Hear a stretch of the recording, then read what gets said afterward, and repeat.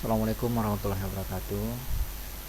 Yang saya hormati rekan-rekan peserta Lembaga Kursus Pelatihan P2TLP Indonesia Diklat Ekspor Import level 1. Untuk pertemuan kedua ini kita akan membahas tentang fungsi K3 di bidang ekspor, Bapak Ibu sekalian.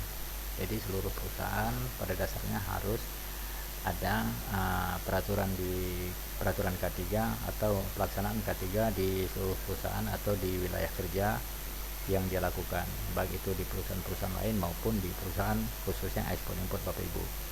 Jadi dalam materi ini saya akan sampaikan fungsi K3 ya, fungsi K3 dan apa itu K3, Bapak Ibu ya, khususnya di bidang ekspor impor ya. Kita coba buka materinya, Bapak Ibu.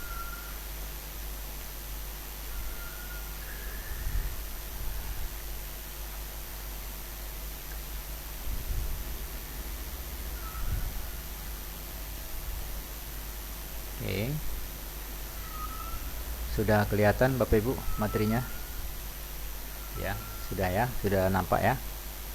Oke, baik. Nah, ini dia Bapak Ibu, berarti materi K3 ekspor import ya. Oke ya, ekspor import ya.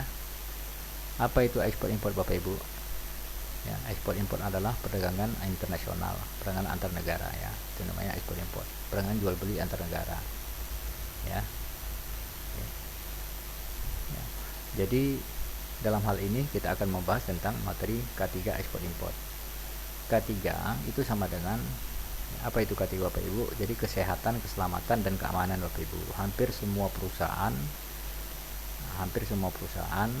bidang pekerjaan tertentu di suatu negara, termasuk di Indonesia, dalam kegiatan ekspor impor.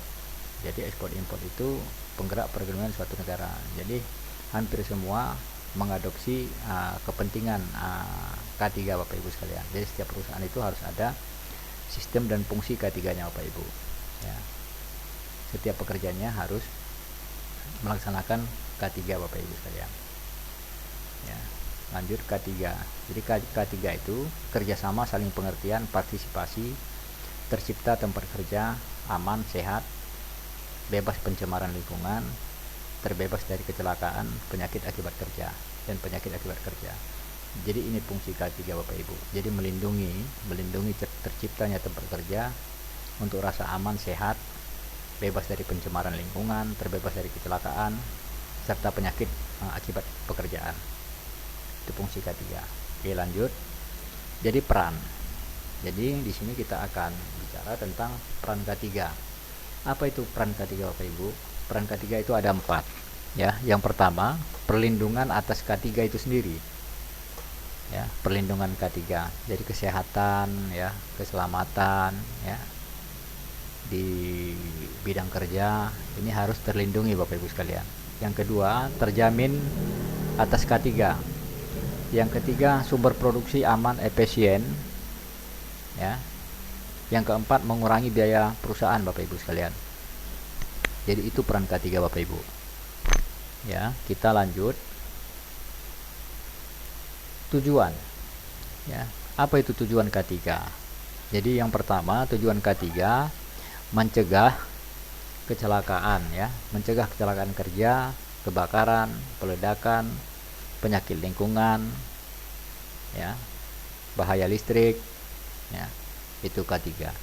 Kemudian yang kedua, memberi. Jadi setiap pelaku pekerja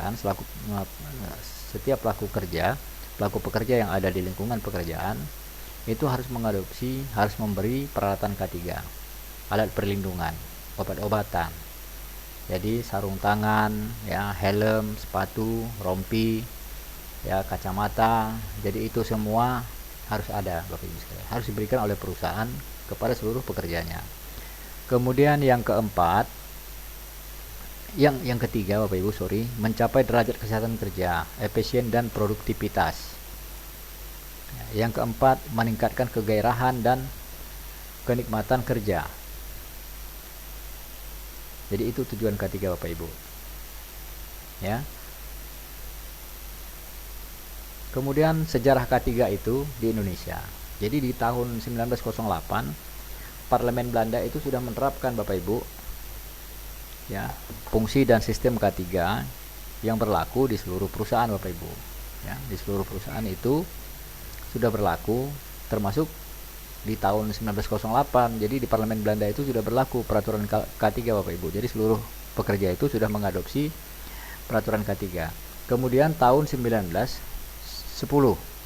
penerbitan Pellichhead Reglement Stadblad nomor 406 itu pun sudah mengadopsi peraturan tentang K3 ya, tentang keselamatan kerja. Oke. Kemudian tahun 1970 Undang-Undang nomor 1 telah menyatakan ya, tahun 1990 telah menyatakan tentang keselamatan kerja. Nah, begitu juga di tahun 1992 Undang-Undang nomor 3 tahun 92 tentang jaminan sosial tenaga kerja. Ya, itu tertuang. Kalau sekarang itu namanya BPJS Bapak Ibu. Jadi BPJS Ketenagakerjaan ya. Tahun 1993 PP nomor 14 tahun 1993 tentang penyelenggara program jaminan sosial tenaga kerja Bapak Ibu sekalian. Ya, mungkin di tahapan ini Bapak Ibu, mungkin kalau ada yang mau bertanya Bapak Ibu silakan. Ya, kita persilakan. Mungkin Bapak Ibu bisa juga menggunakan fitur ya, fitur chat yang bisa Bapak Ibu manfaatkan untuk bertanya, atau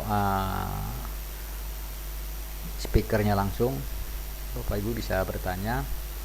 Kami akan menjawab semua pertanyaan Bapak Ibu, mana kira-kira yang harus dipahami tentang K3, khususnya K3 ekspor impor dalam materi 2 ini Bapak Ibu. Ya. Kalau tidak ada saya lanjut ya Bapak Ibu. Jadi di dalam organisasi internasional, labor organisasi ILO terhadap pekerja itu juga sudah menyatakan bahwa menerapkan konsep melindungi terhadap bahaya kesehatan bagi pekerja. Jadi health hazard rule itu. Kemudian membantu menyesuaikan diri dengan pekerjaannya, memperbaiki fisik, mental dan sosial. Ini ada diatur di dalam organisasi internasional Bapak Ibu sekalian, yaitu organisasi labor organization ILO terhadap para pekerja Bapak Ibu sekalian. Jadi adopsi ya, pengertian terhadap K3 ini sebenarnya sudah cukup lama, dan memang ada di lembaga-lembaga internasional yang harus diterapkan Bapak Ibu sekalian tentang peraturan K3 ini. Di setiap perusahaan harus mengadopsi peraturan ini Bapak Ibu sekalian ya. Oke, jadi kita lanjut prosedur. Di mana prosedur K3 itu sendiri? Jadi prosedur K3 itu proses suatu kegiatan untuk menyelesaikan aktivitas secara pasti dalam pekerjaan dengan memperhatikan keselamatan kesehatan kerja Bapak Ibu sekalian. Ya, itu prosedurnya. Ya, kemudian lanjut tempat kerja, fasilitas K3. Jadi di dalam ruang kerja atau di sebuah perusahaan atau di sebuah industri, jadi itu harus ada fasilitas K3. Salah satunya apa Bapak Ibu? Jadi fasilitasnya mungkin ada disiapkan helm ya, rompi, sepatu ya, sarung tangan, kacamata ya, masker. Ini harus dipersiapkan Bapak Ibu, sehingga untuk menghindari terjadinya eksiden atau kecelakaan yang bakal timbul pada saat pekerja melakukan pekerjaannya itu sendiri Bapak Ibu sekalian ya.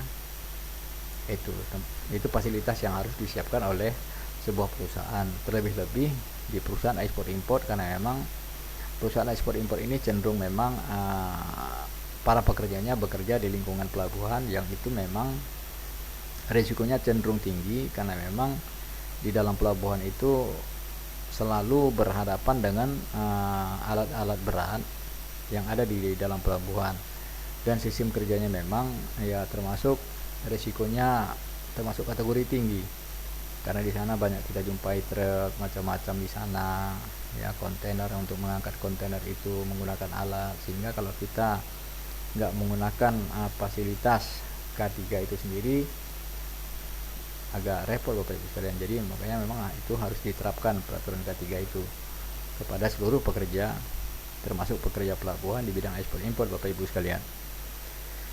Kemudian pertolongan pertama pada kecelakaan, jadi P3K. Jadi seluruh perusahaan itu harus menyiapkan kotak P3K Bapak Ibu. Makanya di setiap perusahaan itu kadang-kadang ada memang kotak P3K-nya ya. Hampir semua itu menyiapkan kotak P3K-nya. Itu untuk apa? Memang untuk tujuan P3K itu tujuan persiapan P3K di seluruh perusahaan itu mencegah agar cedera para pekerja yang timbul tidak lebih parah. Jadi minimal tertanggulangi sejak dini sebelum cederanya itu semakin parah atau semakin membesar akibat kecelakaan kerja. Ya. Jadi penyebabnya apa? Kecelakaan yang sering timbul sebenarnya kalau kita kaji dari sistem presentasi kecelakaan, penyebab kecelakaan. Jadi presentasi penyebab kecelakaan itu sebenarnya kalau hanya di lingkungan, presentasi lingkungan kerja itu sebenarnya masih relatif sedikit karena hanya 15% Bapak Ibu sekalian. Ya, hanya 15% saja. Yang banyak itu di mana? Yang banyak sebab kecelakaan diakibatkan oleh manusia. Nah, itu sampai 85% Bapak Ibu sekalian disebabkan oleh manusia. Jadi kelalaian, faktor kelalaian, faktor kelelahan, faktor kurang konsentrasi, faktor mungkin tidak menggunakan safety, ya termasuk K3 itu sendiri tidak menggunakan fasilitas K3, salah satu helm, jaket, ya, sarung tangan, ya mungkin seperti itu Bapak Ibu sekalian. Yang kurang yang mungkin ada menjadi penyebab, ya penyebab kecelakaan itu sendiri. Ya, penyebab kecelakaan itu sendiri Bapak Ibu sekalian. Jadi itu yang dijadikan penyebab. Kemudian setiap kecelakaan itu mempengaruhi kerugian Bapak Ibu sekalian, baik itu secara langsung maupun tidak langsung. Ya, kerugian secara moral maupun material, ya ataupun fisik. Ya, bisa jatuh, ya, tergelincir, tertabrak. Itu semua mengalami. Setiap kecelakaan itu pasti mengalami kerugian Bapak Ibu sekalian. Jadi memang fungsi K3 ini sangat penting untuk harus sama-sama ditaati, dilaksanakan Bapak Ibu sekalian di lingkungan masing-masing perusahaan maupun industri Bapak Ibu sekalian. Oke, kita lanjut pencegahan kerja. Jadi kita sebagai perusahaan harus melakukan pencegahan, itu fungsi K3 di lingkungannya, ya, pencegahan lingkungan, ya, syarat lingkungan, ya, kerja mesin, alat kerja, manusia, ini semua cara kerjanya mendatangkan bahaya. Jadi proses pekerjaan ini semua mendatangkan bahaya Bapak Ibu sekalian. Jadi ada juga mungkin yang iseng coba-coba tergesa-gesa, kejenuhan, lelah, ya ini menjadikan faktor timbulnya kecelakaan kerja Bapak Ibu sekalian. Ya, ini harus memang dihindari dan memang benar-benar diperhitungkan dalam melakukan sesuatu pekerjaan Bapak Ibu. Kita lanjut kepada ini accident proneness, ya, sama dengan pekerja tertentu terdapat tanda-tanda kecenderungan kecelakaan. Kemudian the injury frequency rate, jadi jumlah kecelakaan yang membawa korban dikalikan 1.000.000. Jadi itu, ya, the injury frequency rate, ya, jumlah kecelakaan itu semakin tinggi kalau memang kita tidak mengadopsi ketentuan K3 yang ada di perusahaan kita Bapak Ibu. Kemudian injury severity, ya, sama dengan itu jumlah hari kerja yang hilang kali 1000 jumlah jam kerja, ya. Jadi itu akibat. Jadi akibat kehilangan, akibat kita tidak mengadopsi aturan-aturan yang memang yang harusnya kita laksanakan, yaitu K3, ya. Jadi kehilangan pekerja tertentu terdapat tanda kecenderungan kecelakaan, kemudian jumlah kecelakaan yang sangat besar, ya. Syarat alat pelindung enak dipakai, tidak mengganggu kerja, memberi pelindungan, ya. Jadi seperti itu Bapak Ibu penerapannya. Kemudian proteksi, ragam alat proteksi sebenarnya kan sudah ada. Misalnya kita harus membekali diri kita sebelum kita bekerja, kepala, ya, harus dilindungi dengan pengikat, penutup, helm, ya, topi dan sebagainya. Kemudian mata harus ada kacamatanya, harus menggunakan kacamata. Muka harus menggunakan perisai muka. Kemudian tangan kita itu harus menggunakan sarung tangan di saat bekerja. Kaki kita itu harus menggunakan sepatu, ya. Pernapasan harus menggunakan respirator atau masker. Kemudian telinga harus menggunakan tutup telinga. Tubuh juga harus menggunakan pakaian kerja yang relevan, yang aman Bapak Ibu. Itu proteksi yang harus kita lakukan kita sebagai pekerja Indonesia Bapak Ibu sekalian. Kemudian lanjut, menghadap situasi darurat. Jadi kita kalau sudah mengetahui sistem dan prosedur K3, kita sudah mengetahui jenis-jenis bahaya di tempat kerja kita, ya, dan memang ini dibutuhkan keterampilan Bapak Ibu yang harus kita miliki sebagai tenaga kerja. ya, dalam menghadapi situasi apapun termasuk situasi darurat. Jadi itu harus kita miliki Bapak Ibu sekalian untuk menghadapi situasi darurat. Jadi seluruh pekerja harus mengerti bahaya-bahaya di tempat kerja dan harus memiliki skill atau keterampilan yang harus dimiliki tenaga kerja, ya. Jadi begitu Bapak Ibu, ya. Oke, kita lanjut macam-macam situasi darurat. Jadi situasi darurat itu yang timbul itu macam-macam terjadi, ya, seperti ancaman bom, ya, pelanggan yang terganggu mentalnya, ya, kemudian kecelakaan, perampokan, penodongan, pencurian, bencana alam, gempa, banjir, longsor dan sebagainya. Jadi ini macam-macam situasi darurat. Jadi kita harus paham bahwa dengan memiliki kita keterampilan di bidang pengetahuan di bidang tenaga kerja di bidang K3 ini, kita minimal bisa mengantisipasi bahaya-bahaya yang bakal timbul ataupun yang bakal akan terjadi Bapak Ibu sekalian. Yaitu fungsinya. Oke. Kemudian penyebab utama kecelakaan sebenarnya itu lebih banyak di hal kelalaian. Jadi mungkin karena kita lalai atau lelah, capek, lalai, makanya di situ banyak timbul penyebab kecelakaan utamanya, kecelakaan kerja Bapak Ibu sekalian. Jadi itu harus dipahami Bapak Ibu. Jadi itulah pentingnya pelaksanaan atau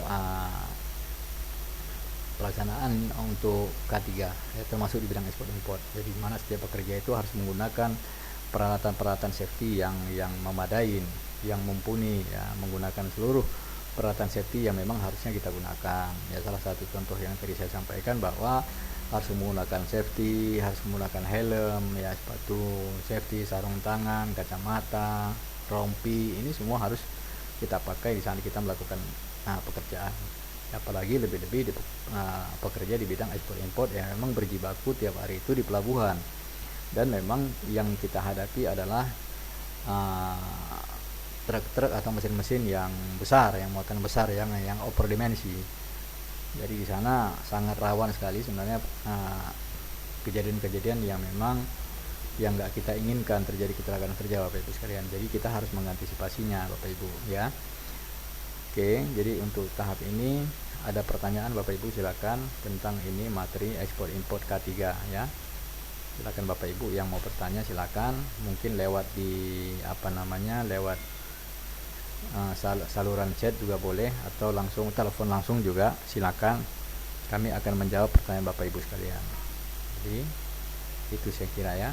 Saya menunggu pertanyaan Bapak Ibu. Ada yang bertanya silakan.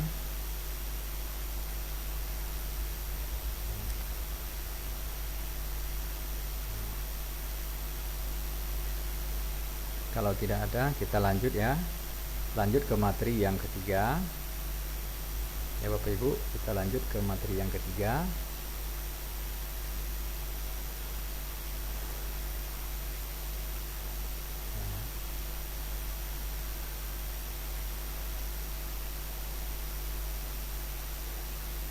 Oke.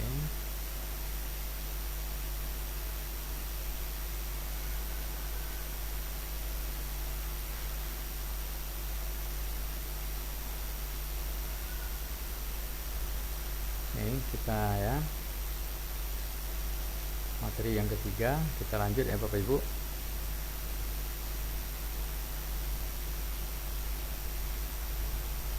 Sudah kelihatan materinya Bapak Ibu, ya.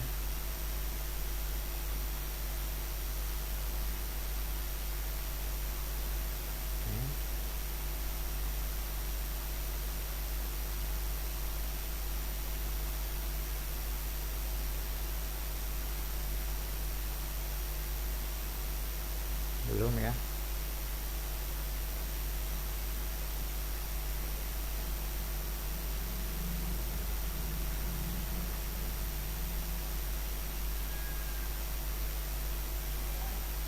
Oke, sudah kelihatan Bapak Ibu.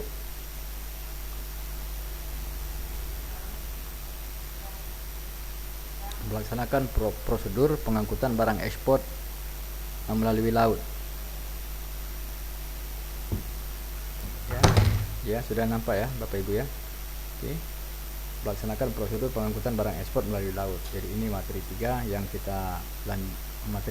harus kita lanjutkan Bapak Ibu sekalian. Ya, mungkin ada yang paham ini prosedur pengangkutan barang ekspor melalui laut. Kita mulai saja ya.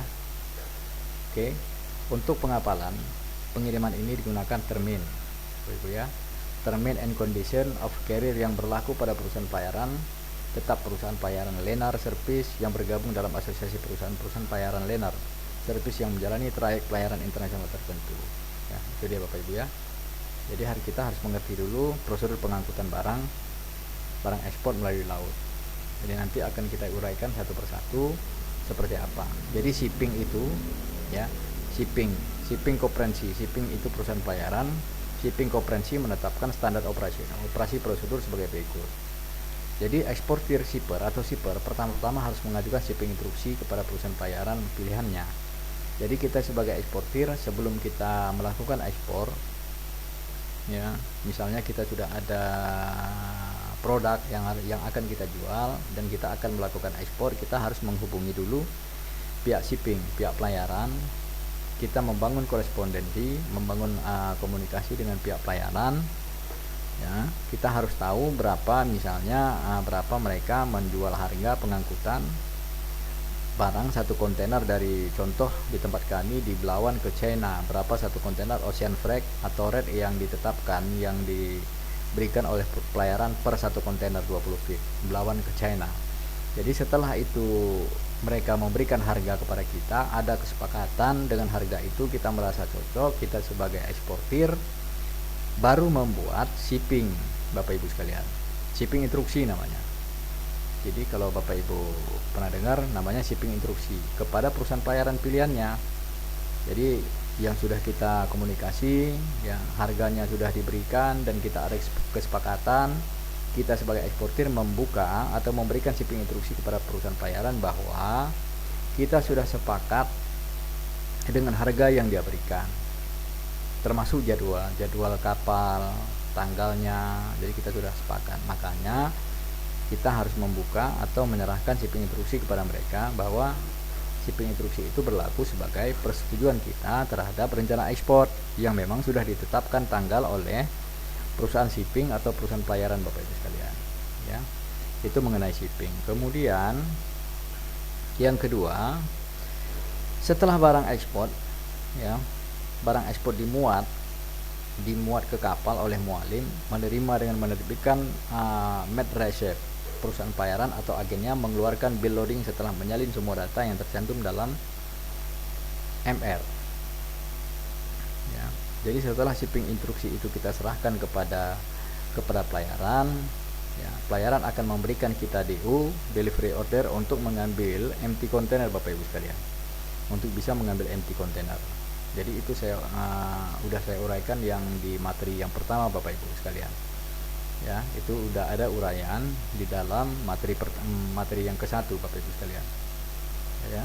Jadi perusahaan pelayaran itu memberikan kita DO, lalu DO itu, dengan DO itu kita mengambil ya, kita menuju depo pelayaran untuk mengambil empty container, jadi kontainer kosong, untuk mengambil kontainer kosong. Nah di sana memang kita harus membayar biaya lift off empty namanya. Jadi harus membayar biaya dulu di sana. Setelah melakukan pembayaran dulu, barulah pihak depo pelayaran menyerahkan kepada kita kontainer yang akan kita gunakan Bapak Ibu sekalian ya. Mereka akan menyerahkan kontainer yang akan kita gunakan untuk melakukan pemuatan barang ekspor Bapak Ibu ya. Oke. Kemudian setelah kita lakukan pemuatan barang ekspor di gudang kita lakukan pemuatan barang ekspor, barulah barang ekspor itu kita mengurus dokumentasi Bapak Ibu sekalian. Jadi pihak pelayarannya akan mengurus tentang muatan yang sesuai yang kita sampaikan melalui shipping instruksi, dan itu akan terbit lewat BL ya, kitanya sendiri akan mengurus dokumen clearance-nya Bapak Ibu untuk bisa memproses barang itu masuk ya, barang itu masuk ke CY Bapak Ibu. Jadi begitu proses pengurusannya ya.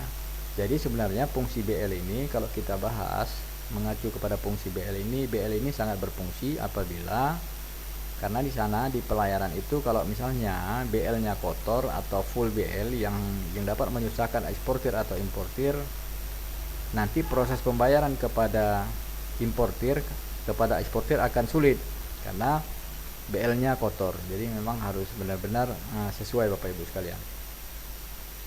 Ya. Oke, ini lanjut. Ya. Ini fungsi pelaksanaan pengangkutan, melaksanakan prosedur pengangkutan barang ekspor melalui laut, ya. Jadi seperti itu. Karena pihak pelayaran itu akan menagih sesuai dengan ongkos yang sudah kita sepakati. Jadi biaya angkut freight ditetapkan oleh freightliner termin, di mana unsur-unsur biaya pengangkutan adalah biaya-biaya pelabuhan pemuatan. Jadi ada istilah namanya OPP, ongkos pelabuhan pemuatan, kemudian biaya pengangkutannya sendiri, ongkos tambang, biaya pelabuhan tujuan. Jadi ada OPP, ada OPT, jadi ongkos pelabuhan tujuan. Ini kesemuanya ini akan dicas oleh perusahaan pelayaran atau shipping line kepada kita selaku eksportir, karena kita yang booking pelayaran Bapak Ibu sekalian, yang booking space atau ruang kapal untuk melakukan pengiriman barang ekspor, ya. Jadi di tahap ini ada pertanyaan Bapak Ibu, silakan. Kalau ada pertanyaan silakan masuk ke ruang chat. Ya, kita akan menjawab pertanyaan Bapak Ibu. Ya, ini Pak Sapri pertanyaannya, biaya OPP, OPT itu dibayar di mana? Baik, terima kasih Pak. Jadi gini Pak Sapri, biaya OPP itu biasanya itu kita bayar dengan perusahaan shipping line, jadi pelayaran, ya. Kemudian ada juga memang yang OPP-nya kalau ini ada di pelabuhan itu ada juga yang harus kita bayar. OPP itu namanya THC, ya, biaya OPP di pelabuhan. Yang kita bayar memang kepada dalam hal ini Badan Usaha Pelabuhan Pelindo. Jadi jasa jasa lift off on, ya, lift off on full namanya, ya, jasa lolo full. Nah, ini harus kita bayar juga baru boleh masuk barang kita ke pelabuhan Kesiwai Bapak Ibu sekalian, ya.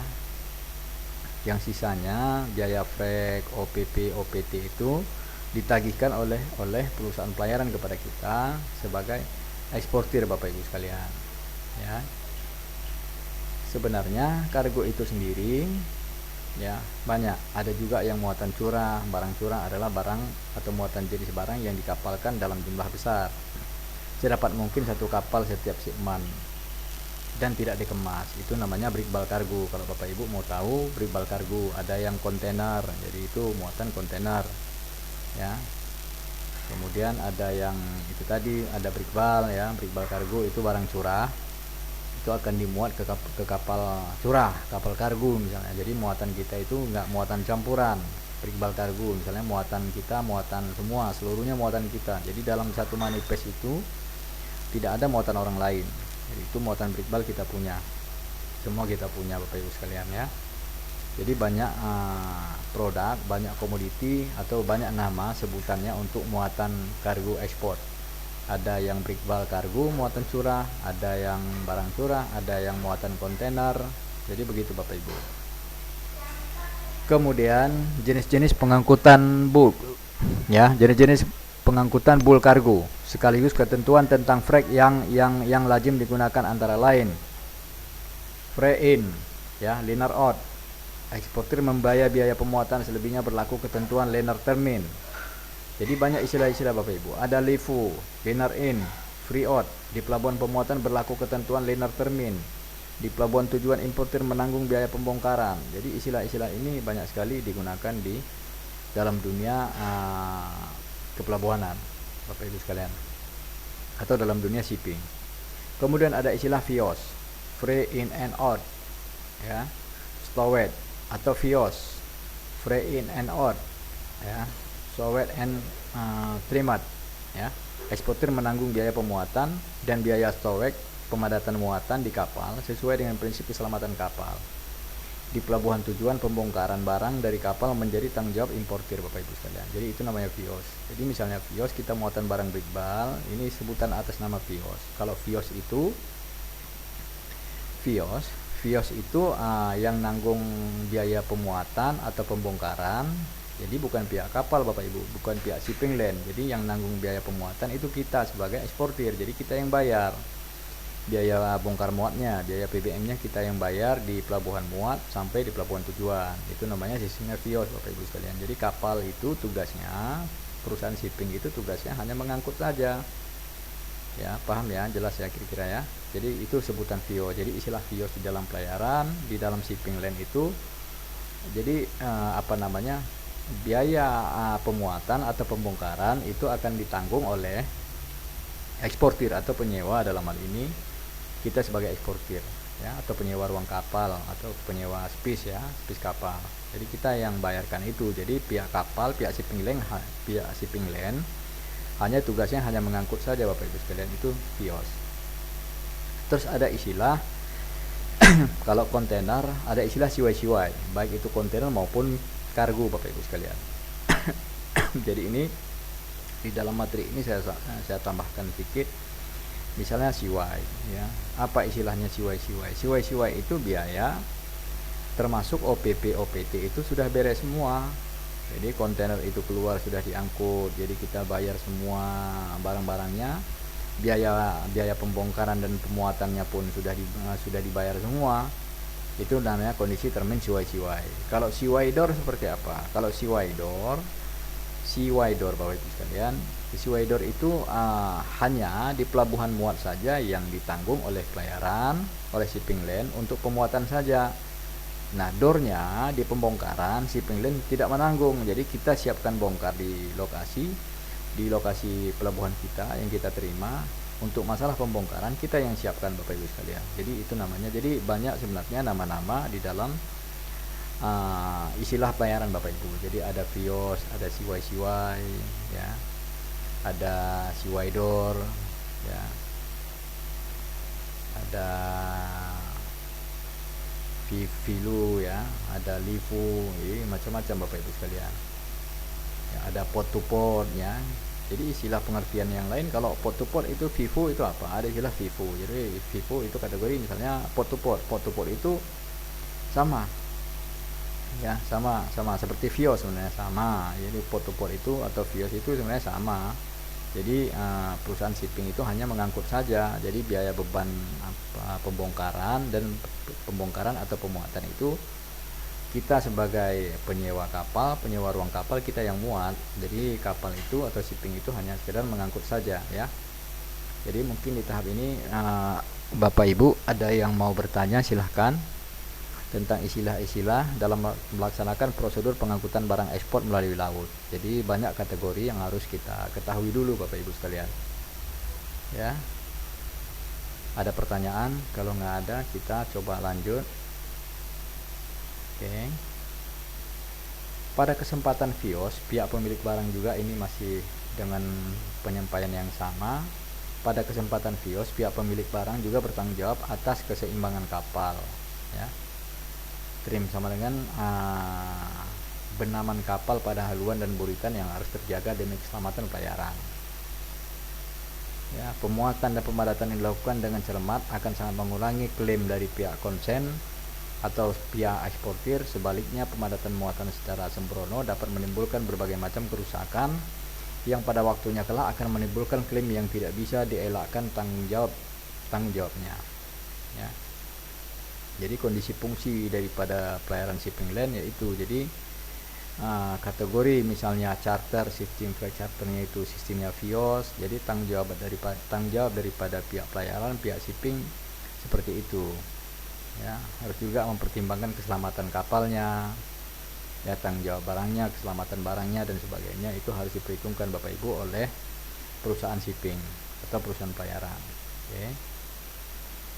Kemudian mengenai kemasan muatan pada umumnya dituntut oleh pengangkutan laut suatu syarat bahwa kemasan harus disesuaikan dengan isinya, yaitu antara lain bahwa barang yang keras itu dapat mendesak keluar dari kemasannya. Seperti diketahui di dalam pelayaran, kapal mengalami berbagai macam kelakuan laut yang menyebabkan kapal oleng ya dan atau berayun. Jadi untuk memuat satu barang, baik itu barang beriqbal maupun barang curah ataupun barang-barang uncontainerized, jadi itu harus memang benar-benar ditempatkan di satu tempat yang memang betul-betul aman, Bapak Ibu sekalian. Karena kalau nggak ditempatkan di tempat yang aman, bisa-bisa di tengah laut ini barangnya berjatuhan Jadi saat kapal goyang dia bisa oleng dan barangnya bisa jatuh ke laut dan bisa menimbulkan masalah atau eksiden yang bisa fatal Bapak Ibu sekalian. Jadi seluruh barang yang akan kita angkut di perusahaan shipping ini harus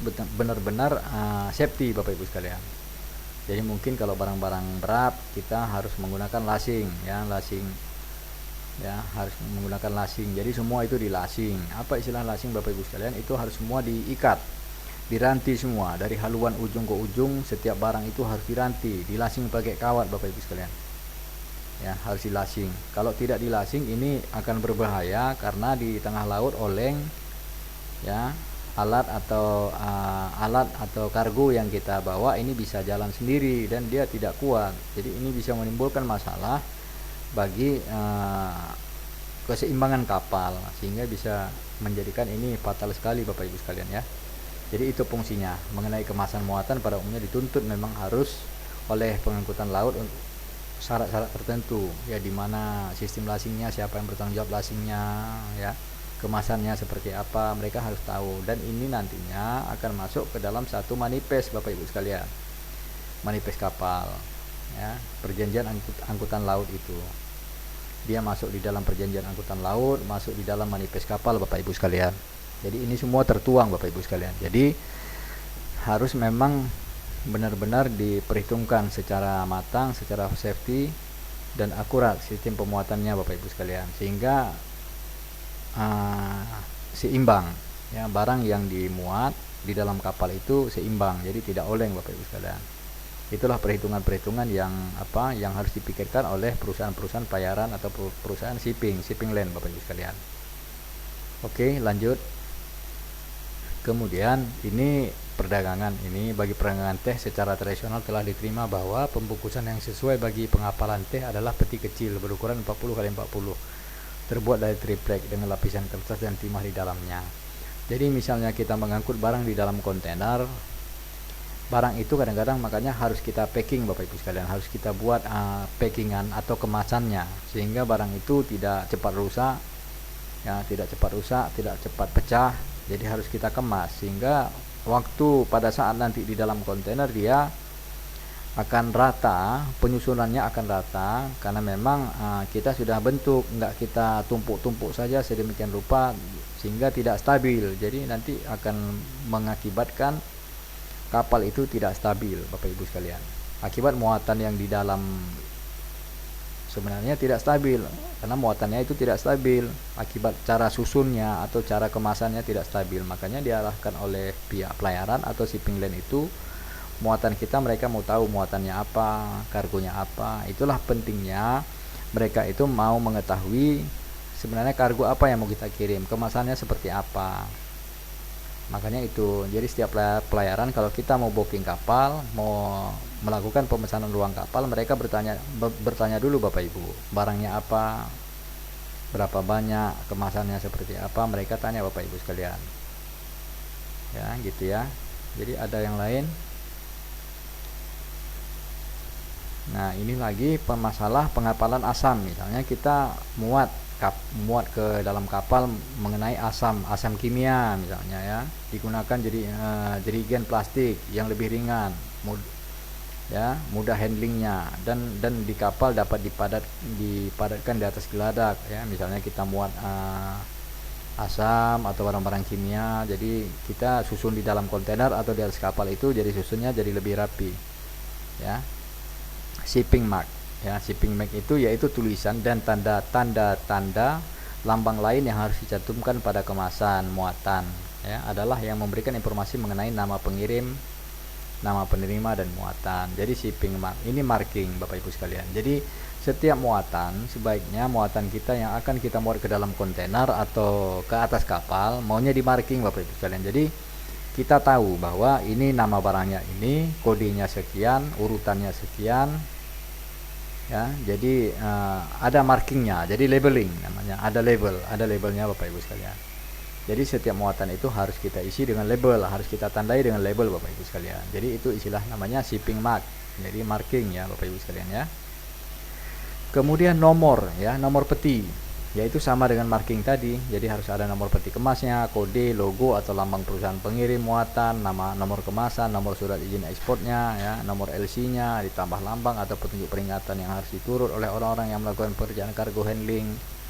Jadi seluruh muatan atau kargo yang kita susun, yang kita kemas atau yang kita ekspor itu harus kita marking Bapak Ibu sekalian. Jadi misalnya di atas palet, kemudian kita packing, kita marking lagi, kita kasih label, kita kasih kode, ya, kita kasih nomornya, sehingga jadi barangnya jadi aman Bapak Ibu sekalian. Itu pentingnya, makanya harus di marking Bapak Ibu sekalian. Jadi semua orang jadi tahu, oh ini sudah di label, ini sudah marking, ini nomornya. Jadi saat katakanlah di negara tujuan atau di negara asal, kita untuk ngecek inspeksi oleh Direktorat Bea dan Cukai untuk pemeriksaan misalnya, mereka cepat, mereka nggak lama untuk mencari nomor-nomor ini sesuai dengan pemberitahuan ekspor barang kita gitu. Jadi kan kita sebelum melakukan ekspor kan kita beritahu kepada Bea dan Cukai bahwa kita ada melakukan eksportasi. Ya, jadi saat diperiksa, misalnya terjadi pemeriksaan, mereka pihak Bea Cukai juga tidak kewalahan dalam mencari nomor-nomor markingnya ini, kode, logo, nomor peti kemas misalnya, atau nomor-nomor berapapun, mereka tidak susah untuk mencari itu. Jadi sudah cepat dapat Bapak Ibu sekalian ya. Jadi itu pentingnya sebenarnya marking ya.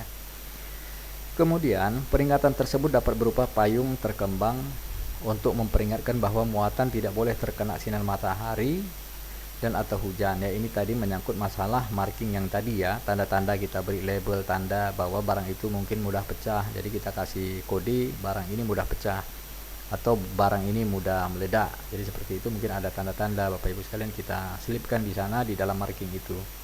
Jadi semua diketahui ya. Jadi itu prosedurnya, prosedur pengangkutan barang ekspor melalui laut Bapak Ibu sekalian. Ya, ini tanda atau lambang yang mudah dikenal itu dapat menggantikan kalimat yang panjang-panjangnya yang belum tentu pula dapat dibaca atau dipahami oleh buruh yang berpendidikan rendah, khususnya lagi dengan adanya perbedaan bahasa di dunia. Pengirim muatan harus benar-benar memperhatikan syarat-syarat tersebut, sebab kelalaian pada pihaknya dapat menimbulkan kerugian pada muatan yang tidak dapat diminta ganti rugikan dari pihak pengangkut.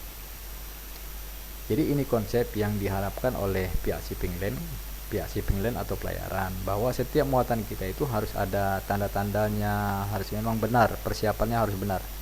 Mulai dari kemasan, marking, ya, cara kemas, ya, cara susun, semua ini harus benar. Nah, tandanya misalnya ini barang mudah pecah atau mudah jatuh atau mudah retak, ini harus dikasih tanda sehingga di negara luar sana, di pelabuhan tujuan, mereka bisa mengenali, walaupun kita bisa mengenali ini jenis barang ini apa, ini mudah pecah. Jadi mereka harus hati-hati karena mereka sudah tahu bahwa ini ada tandanya, ada tanda atau lambang bahwa ini barang mudah rusak. Jadi gitu Bapak Ibu ya. Kemudian alat bongkar muat yang digunakan atau cargo handling equipment yang dipergunakan untuk menyelenggarakan bongkar muat juga harus disesuaikan dengan jenis muatan yang hendak dimuat atau dibongkar, serta dengan jenis kemasan yang bersangkutan. Tujuannya yaitu menjaga agar muatan atau kemasannya tidak rusak oleh alat bongkar muat yang dipergunakan. Misalnya contoh begini, kita muatnya karung gandum misalnya, jadi dia gunakan pakai gancu misalnya. Ya, dia bongkar pakai gancu, ini kan akan koyak kemasannya atau koyak goninya, sehingga gancunya kan bisa berserak ya, bisa jatuh.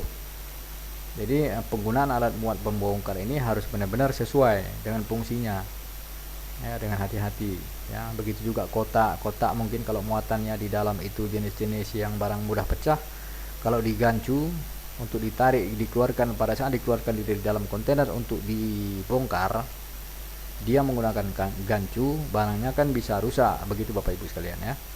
Jadi penggunaan alat bongkar muat ini sangat penting juga di dalam handling barang ekspor Bapak Ibu sekalian. Kemudian cargo handling equipment dibagi dalam dua bagian besar, yaitu alat atau wadah di mana muatan yang hendak dimuat atau dibongkar diletakkan atau dihandle sebelum diangkat ke dan atas kapal Bapak Ibu sekalian. Ya. alat atau pesawat yang harus mengangkat muatan yang sudah dipersiapkan tersebut. Jadi cargo handling. Jadi semua alat untuk mengangkat mulai dari CY mengangkat menuju ke kapal, ya, pihak perusahaan bongkar muat ini harus menggunakan alat yang sesuai dengan fungsinya. Contoh misalnya menggunakan untuk mengangkat kontainer. Ya, dia tidak bisa mengangkat kontainer ini dengan alat yang memang bukan alat yang khusus. Harus ada memang gentry. Kalau di pelabuhan itu harus menggunakan gentry, alat ngangkatnya. Kalau menggunakan barang-barang curah atau barang apa, harus ada memang seperti wadah tempatnya untuk mengangkat barang curah.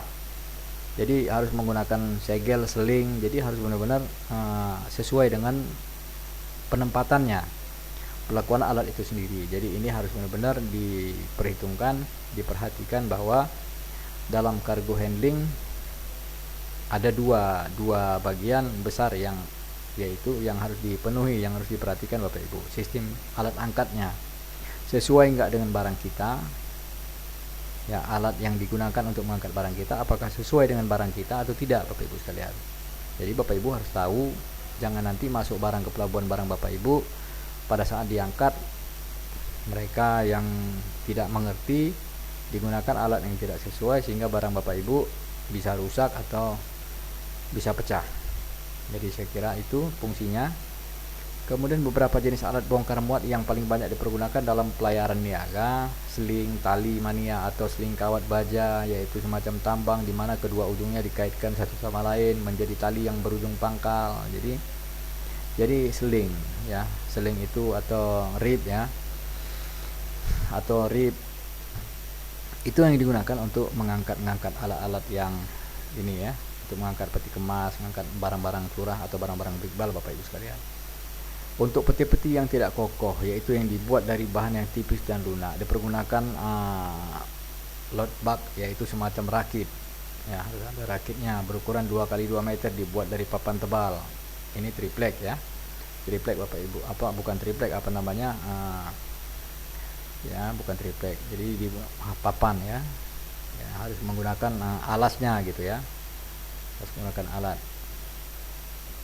Kemudian yang pada keempat ujungnya dikaitkan tali manila atau tali kawat baja, ya, jadi proses pengemasannya itu harus benar-benar pas, di marking, di label, jadi diletakkan di atas palet, kemudian paletnya dibungkus. Jadi sistem kerjanya harus seperti itu.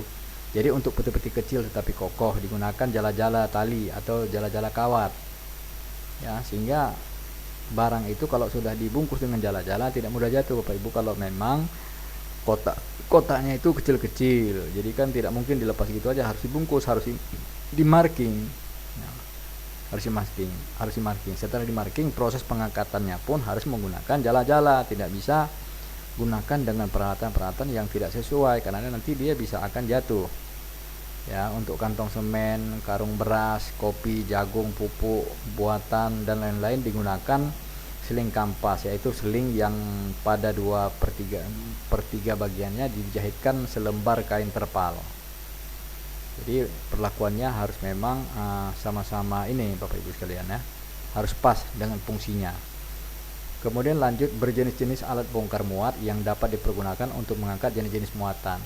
Bagi pemilik muatan perlu mengetahui dan memperhatikan dengan alat apakah barangnya dikerjakan, agar dengan demikian dapatlah dia memberikan tangkisan yang tepat kalau pengangkut menolak tuntutan klaim yang diajukan, bila dia mengetahui bahwa barangnya dikerjakan memakai cargo handling equipment yang tidak tepat.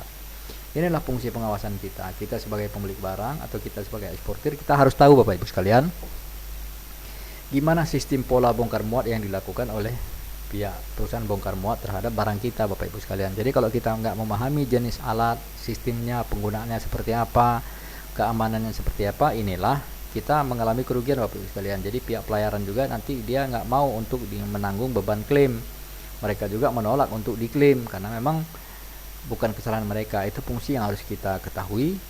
Kita harus melakukan pengawasan terhadap barang kalau memang kondisi yang kita sampaikan kepada pihak pelayaran itu kondisi yang kita yang kita sepakati dengan mereka, kondisinya VIOS, kecuali siwai Bapak Ibu sekalian. Kalau siwai tadi kondisinya bongkar muat adalah akan ditanggung-jawabi oleh perusahaan shipping line atau pelayaran. Itu kondisinya siwai-siwai. Nah, kalau kita kondisi perjanjiannya dengan pihak shipping line atau pelayaran kondisinya VIOS, tentu tanggung jawab bongkar muat kan ada di pihak kita. Kita yang cari perusahaan bongkar muat, kita yang bongkar sendiri, kita yang muat sendiri. Nah, kita gunakan perusahaan jasa orang lain, misalnya jasa perusahaan bongkar muat. Di sana kita gunakan perusahaan jasa bongkar muat. Nah, di situ kita harus perhatikan bahwa perusahaan bongkar muat itu sendiri profesional, apakah profesional atau tidak dalam bekerja, dalam menggunakan jenis-jenis alat untuk memuat atau membongkar muatan kita. Nah, itu fungsi kita. Makanya pemahaman tentang proses melaksanakan prosedur pengangkutan barang ekspor melalui laut ini harus benar-benar kita teliti, kita pahami Bapak Ibu sekalian, sehingga kita tidak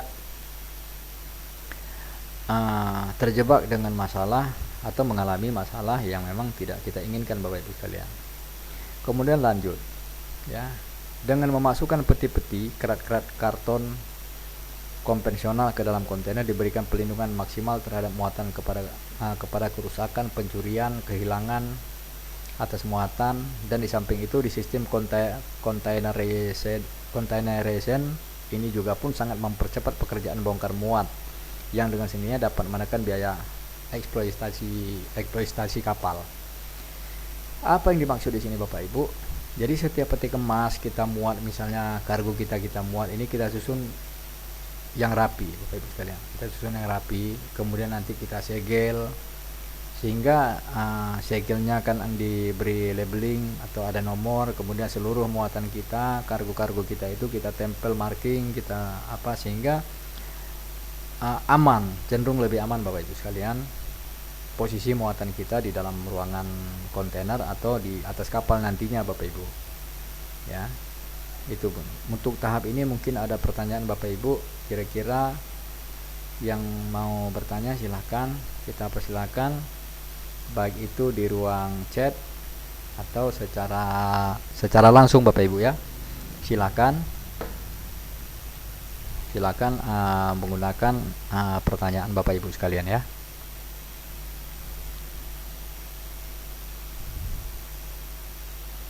Santai saja karena memang kita prosesnya ini masih Bapak Ibu, karena prosesnya masih lama, jadi nggak usah terburu-buru Bapak Ibunya, nggak usah terburu-buru, santai, karena memang materinya masih lama yang kita lalui, karena masih materi 3 ya Bapak Ibu. Jadi masih materi 3, jadi ada 8 materi lagi yang harus kita belajarkan Bapak Ibu sekalian ya. Sama-sama kita belajar. Di tahap ini apakah sudah ada pertanyaan? Silahkan. Ya Pak Jainul, ini bertanya ya, kalau kita muat kontainer barang, kita muat kontainer ke atas kapal, itu biasanya digunakan seal apa tidak? Apakah seluruh barang itu mesti kita pakai marking? Jadi gini Pak Jainul, memang setelah muatan kita masukkan ke dalam kontainer, setelah kita muat, kita isi, langsung kita gunakan seal, supaya kenapa? Supaya aman. Jadi barang kita itu tidak salah. Kecurian misalnya, atau tidak jadi lebih safety lah kalau memang sudah kita pasang seal, sehingga kita apa yang kita sampaikan di dalam packing list dan invoice tidak lari. Contoh misalnya begini, kita muat ke dalam satu kontainer 20 feet itu ada 400 kotak ya, 400 kotak muatan 20 ton misalnya, atau 400 peti ya. Di packing list juga kita buat 400 peti, yang sudah terisi juga 400 peti. Tahu-tahu kalau nggak langsung kita segel Bapak Ibu, ini bisa hilang satu peti jadi 399 peti. Begitu sampai ke negara tujuan, barang Bapak Ibu ini sudah berkurang, sehingga importer di sana akan komplain Bapak Ibu sekalian, barangnya kurang, tidak sampai 400. Sementara di shipping instruksi, di packing list, di invoice, di COO, di apa semua 400 peti. Pada kenyataannya sampai ke negara tujuan 399 peti, yang satu peti sudah dicuri orang. Itu makanya fungsinya segel ini harus begitu, setelah termuat harus langsung disegel Bapak Ibu sekalian ya, harus cepat segel, itu fungsinya segel. Kemudian harus kita bikin juga marking yang macam saya sampaikan sebelumnya, itu harus di label Berikan dia labeling setiap peti sehingga kita gampang untuk mendata gitu Bapak Ibu ya. Oke, pertanyaan selanjutnya silakan. Nah, ini sistem angkut peti kemas sesungguhnya menguntungkan kedua belah pihak dalam pengangkutan di laut, yaitu pihak pemilik muatan dan pihak pengangkut. Mengenai pesawat atau mesin yang dapat dipergunakan untuk menggerakkan muatan dapat dijelaskan sebagai berikut. Ya. Mengenai pesawat atau mesin yang dapat dipergunakan untuk menggerakkan muatan dapat dijelaskan sebagai berikut. Jadi ship derrick kapal misalnya, dipergunakan untuk mengangkat koli yang tidak terlalu berat, dan pengangkatan itu berlaku pada radius kecil kira-kira 6 meter dari lambung kapal. Jadi itu menggunakan ship derrick, jadi derek kapal masih bisa diangkat karena memang dia tidak terlalu berat, jadi mengangkat kren kapal namanya derek kapal. Jadi setiap kapal itu memiliki derek Bapak Ibu sekalian. Memang tidak semua kapal, kalau macam Barges, Tongkang itu kan tidak memiliki kren, tidak semua memiliki derek kapal atau kren, tetapi kapal-kapal tertentu macam kapal kargo, kapal brickball itu sebagian yang mungkin 3000 DWT itu dia memiliki kren sebagian, jadi ada derek kapalnya. Jadi waktu diangkat itu kira-kira misalnya yang untuk muatan sekapasitasnya dia akan sanggup Bapak Ibu sekalian. Jadi setahap itu juga kita harus paham Bapak Ibu sekalian. Jadi kapal yang memiliki derek kapal kalau memang bisa digunakan untuk mengangkat itu, sehingga proses urusan pekerjaan kita juga cepat selesai Bapak Ibu. Oke, kemudian ada shore crane, ya kren darat. Jadi kren darat ini fungsinya yaitu pesawat tombak tegang yang ditempatkan di atas dermaga pelabuhan bertumpu pada rel kereta api yang dipasang sepanjang tepi dermaga pelabuhan. Jadi shore crane ini untuk mengangkat alat-alat yang memang dari darat menuju ke atas kapal. Jadi mungkin kalau kren dia 100 ton, ya mengangkat kargo 30 ton dengan menggunakan satu kren darat 100 ton, saya kira seperti itu masih mampu Bapak Ibu sekalian ya, dari darat mengangkat ke dalam haluan kapal. Jadi seperti itu fungsinya shore crane. Kemudian floating crane, ya kren apung. Jadi ini biasanya kalau kren apung ini Bapak Ibu ini digunakan biasanya memang kondisi-kondisi area pemuatan memang di dalam air, ya, atau transitment misalnya di laut, ya, yaitu pesawat bongkar muat yang dipasang pada semacam rakit baja dengan tombak atau menara yang tidak dapat diubah posisinya. Nah itu floating crane. Jadi ini posisinya kren ini memang tidak di darat tetapi dia di laut. Ya, jadi fungsinya itu di laut kalau floating crane. Kemudian ship crane, yaitu kren yang dipasang pada kapal yang ditempatkan pada posisi yang sama dengan penempatan derek kapal Bapak Ibu. Ya, jadi ini ship crane. Yang memang sudah ditempatkan di atas kapal, ya, dengan penempatan derek kapal ya. Oke, lanjut Bapak Ibu. Gantry crane. Ya, gantry crane ini biasanya di mana Bapak Ibu? Jadi gantry crane ini biasanya setiap pelabuhan itu, pelabuhan-pelabuhan internasional, pelabuhan umum, ini pasti ada gantry crane Bapak Ibu, yaitu kren khusus untuk melayani pekerjaan bongkar muat peti kemas. Yaitu gantry crane. Jadi dia khusus untuk mengangkat peti kemas kontainer, karena memang dia memiliki lock khusus untuk mengangkat peti kemas. Ada 4 lock kiri kanan, ujung-ujung itu ada 4 lock, ya, sebelah kiri 2, sebelah kanan 2 ujung. Itu bisa keluar masuk, ya. Ada hidroliknya bisa keluar masuk. Itu khusus untuk mengangkat peti kemas. Itu namanya gantry crane.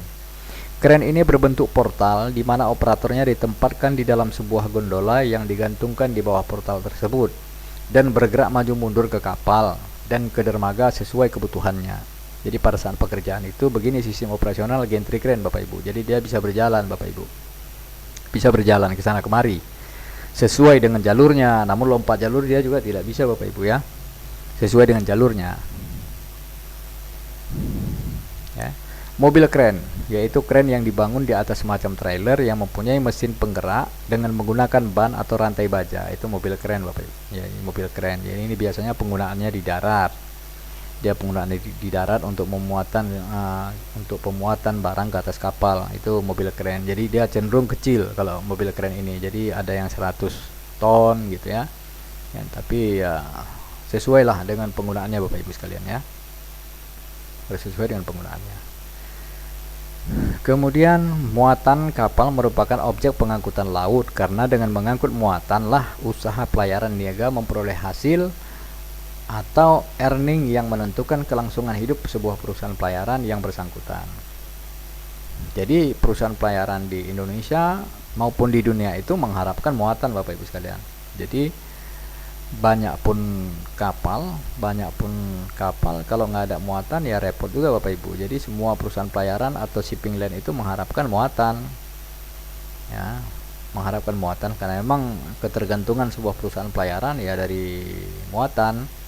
Kalau nggak ada muatan ya gawat juga, Bapak Ibu sekalian ya. Jadi ini oke. Selanjutnya, kargo adalah segala macam barang dagangan, good of merchandise, yang diserahkan kepada pengangkut untuk diangkut dengan kapal guna diserahkan kepada orang atau badan hukum di pelabuhan tujuannya. Itu kargo ya, tujuannya, fungsinya kargo. Oke, kita lanjut. Dalam keadaan darurat berbahaya harus dapat dicapai dengan mudah oleh anak buah kapal atau ABK untuk dibuang ke laut, dihancurkan, dijadikan tidak berbahaya atau dikurangi tingkat kebahayaannya. Lebih lanjut mengenai muatan berbahaya ini harap lihat dalam paragraf berikut. Jadi muatan-muatan berbahaya ini sebenarnya banyak muatan berbahaya. Yang dikategorikan berbahaya itu kan banyak, misalnya barang-barang yang kimia, terus yang mudah meledak, yaitu termasuk barang-barang berbahaya. Jadi makanya kadang-kadang ada dangerous good namanya. Jadi barang-barang dangerous good ini, barang DG itu kategori barang-barang berbahaya, dan memang nilai harga angkutnya juga relatif biasanya lebih mahal dari barang-barang atau kargo-kargo yang dry, misalnya yang sifatnya kargo tidak berbahaya. Jadi kargo berbahaya dengan kargo yang tidak berbahaya jelas selisihnya harganya pasti beda, Bapak Ibu sekalian. Jadi misalnya kita ngangkut barang berbahaya, harganya mungkin bisa per kontainer mungkin $1.000. Kalau barang berbahaya tentu harganya bisa 2 kali lipat, Bapak Ibu. Jadi saya kira seperti itu ya.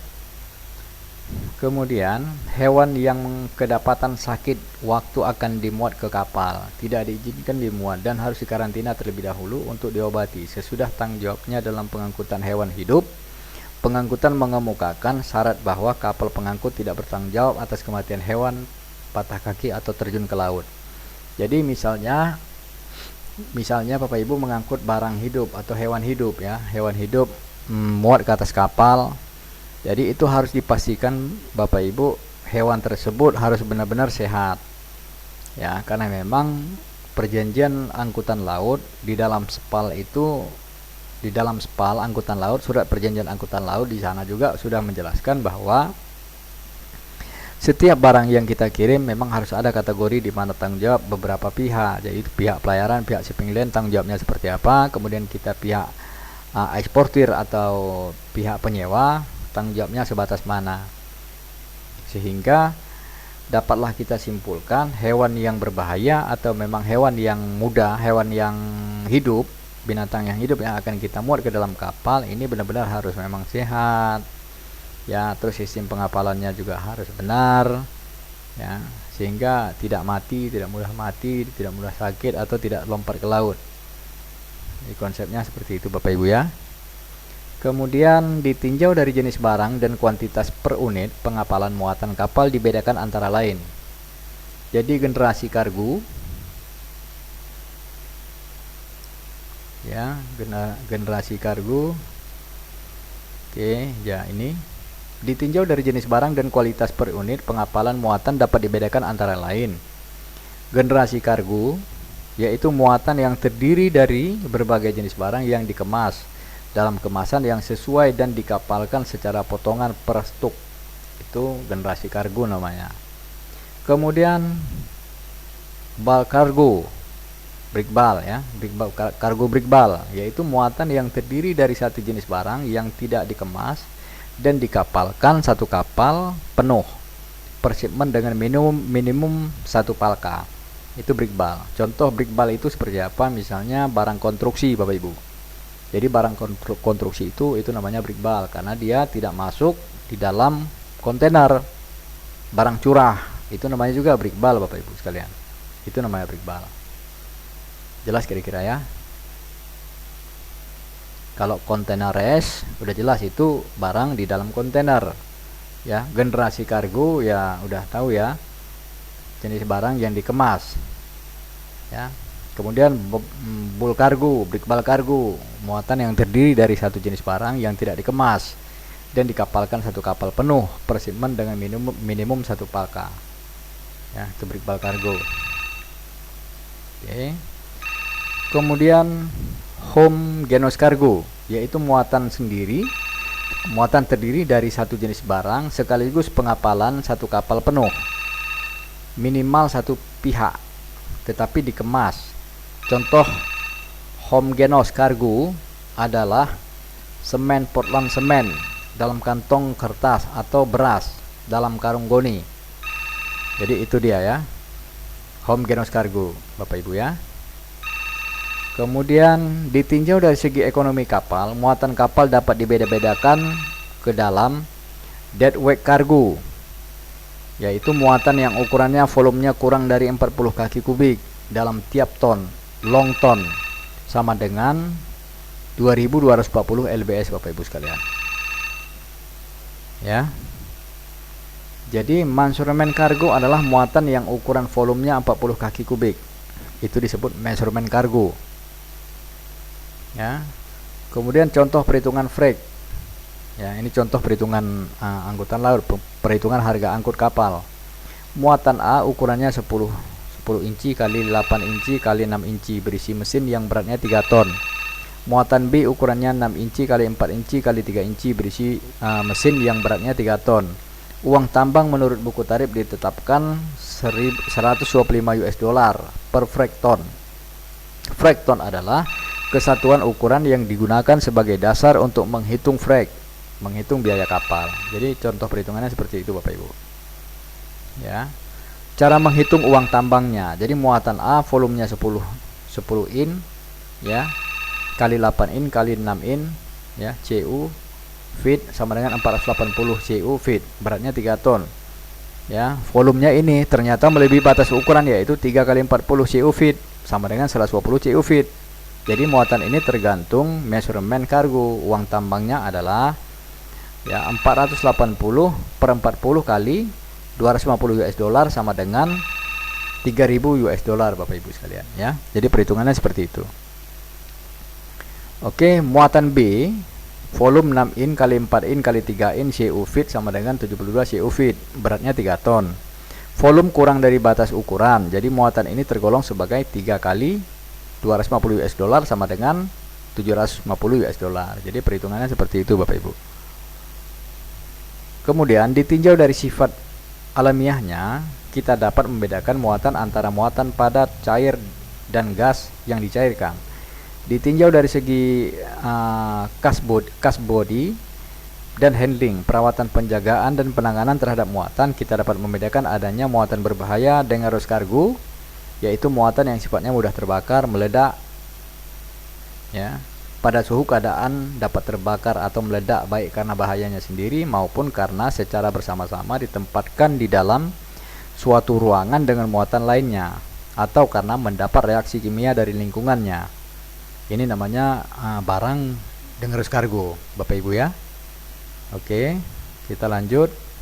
Ketentuan mengenai tanggung jawab pengangkut terhadap muatan berbahaya. Apa ketentuan mengenai tanggung jawab pihak pengangkut atau shipping line terhadap muatan berbahaya? Jadi ketentuan mengenai tanggung jawab pengangkut terhadap muatan berbahaya, yang pertama pengangkutan dalam keadaan apapun tidak bertanggung jawab atas kerugian atau kerusakan pada muatan berbahaya yang terjadi karena muatan tersebut meledak, dibuang ke laut, dihancurkan, dijadikan tidak berbahaya, dan lain-lain. Kalau muatan berbahaya dikapalkan tanpa menyebutkan sifat-sifat bahayanya dengan jelas atau sifat bahayanya itu dengan sengaja disebutkan salah, makanya seluruh perusahaan pelayaran itu harus mengetahui muatan apa yang akan kita angkut. Fungsinya sebenarnya ini, Bapak Ibu sekalian.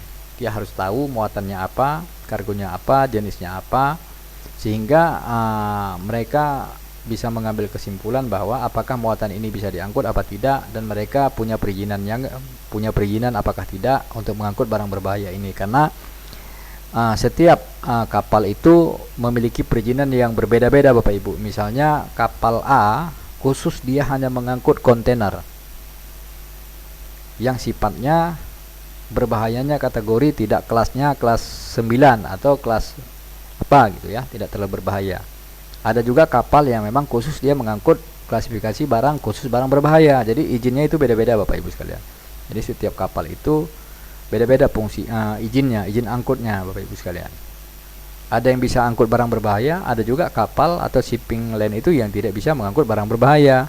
Jadi makanya seluruh perusahaan pelayaran itu mereka mau tahu atau minta diberitahu kargo apa yang akan mereka mau angkut, jenisnya apa, ya, volumenya berapa, kondisinya apa. Ya, kadang di satu perusahaan tertentu itu mereka meminta master dataset MSDS supaya mereka tahu kelas kargo yang akan kita angkut itu apa gitu ya Bapak Ibu, jelas ya. Lanjut, sebelum mengapalkan muatan berbahaya, pengirim harus mempersiapkan dengan teliti segala sesuatu yang perlu bagi pengapalan itu, khususnya mengenai bahan-bahan pembungkusan muatan, tanda-tanda pada peti yang dengan mudah dapat dibaca oleh orang-orang yang menghandle muatan tersebut seperti stevedore, buruh pelabuhan, perwira kapal. Jadi sehingga mereka bisa mengantisipasi, menjaga barang itu bahwa karena mereka sudah ada tandanya, sehingga mereka tahu bahwa barang ini yang diangkut adalah barang berbahaya dan sifatnya harus dibuat perlakuan khusus Bapak Ibu sekalian. Karena memang mereka tahu ini barang berbahaya. Ya, jelas Bapak Ibu. Mungkin di tahap ini ada pertanyaan, silakan. Ya, santai saja Bapak Ibu. Di tahap ini kalau memang ada yang mau bertanya silakan. Melaksanakan prosedur pengangkutan barang ekspor melalui laut, ini materi yang ketiga. Silakan bertanya Bapak Ibu, ada hal-hal yang belum dipahami, silakan, kami akan menjelaskan kepada Bapak Ibu sekalian. Ya, kalau nggak ada saya lanjutkan. Muatan yang memerlukan pendingin Bapak Ibu ya. Muatan yang memerlukan pendingin yaitu muatan yang harus diangkut dalam keadaan dingin atau beku. Nah, ini juga satu bagian yang memang harus ekstra hati-hati untuk mengangkut barang ini Bapak Ibu sekalian. Muatan yang panjang dan atau beratnya melebihi ukuran tertentu yang dapat kita bagi ke dalam dua golongan.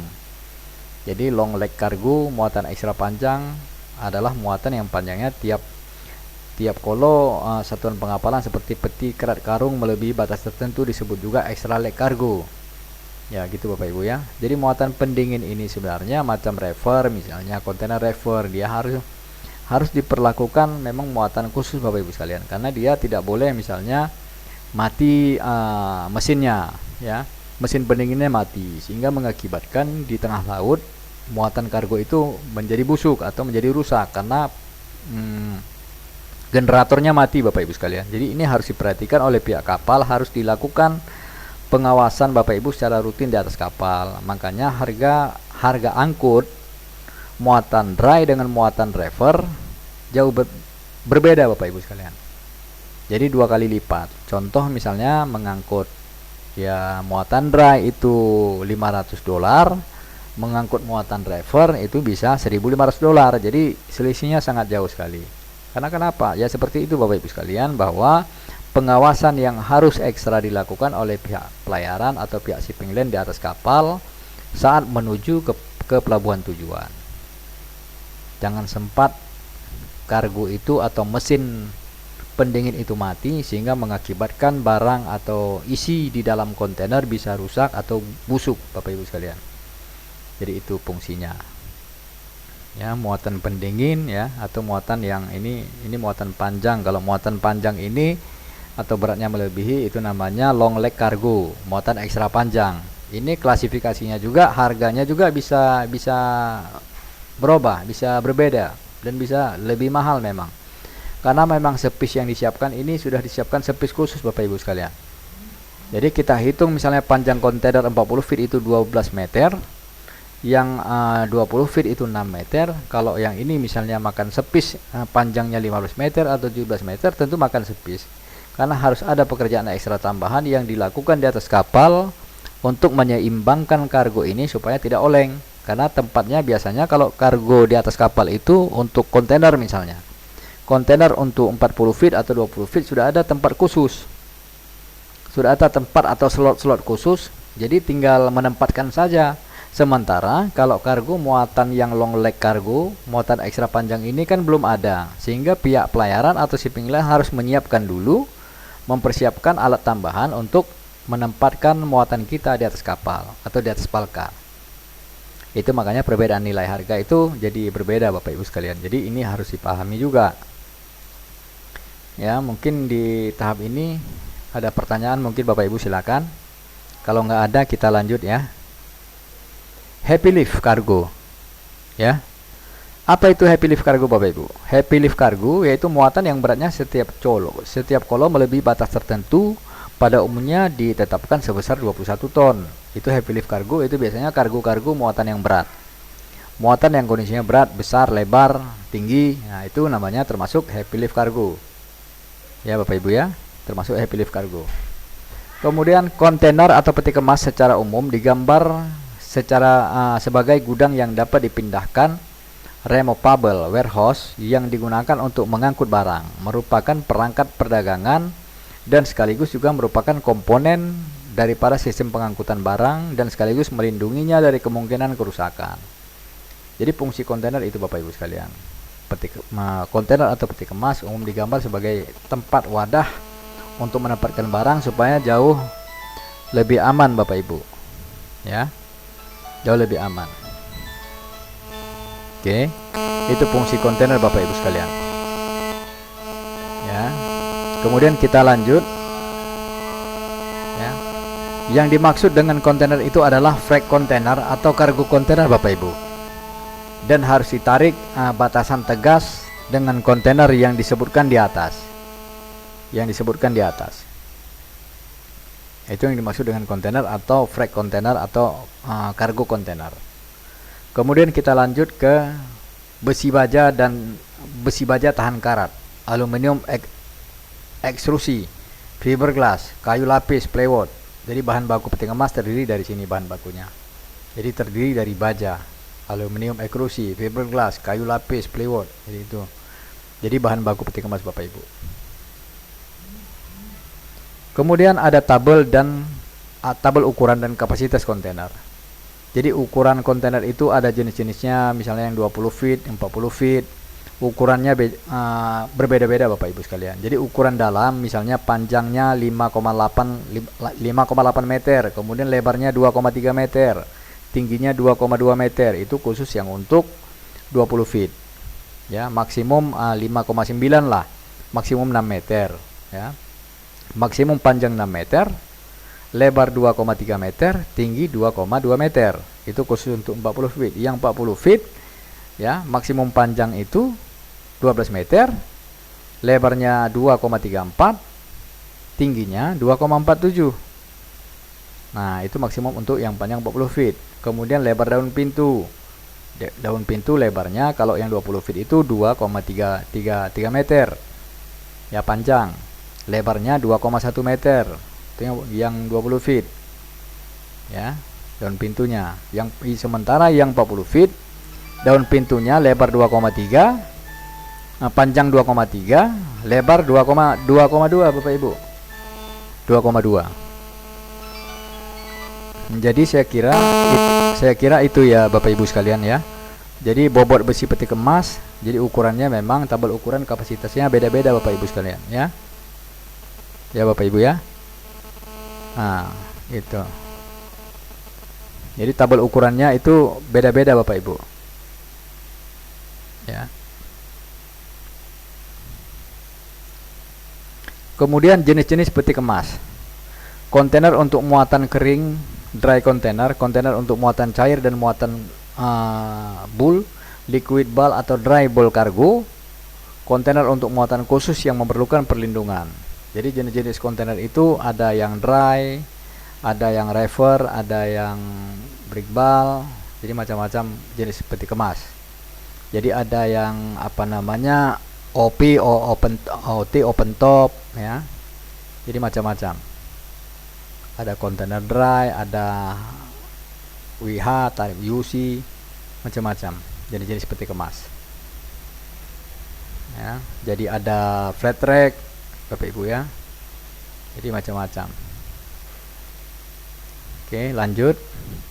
Berdasarkan patokan di atas, maka jenis-jenis kontainer dapat diuraikan sebagai berikut. Jadi general cargo container, dry cargo container, ya, dry goods container, general purpose container, ya.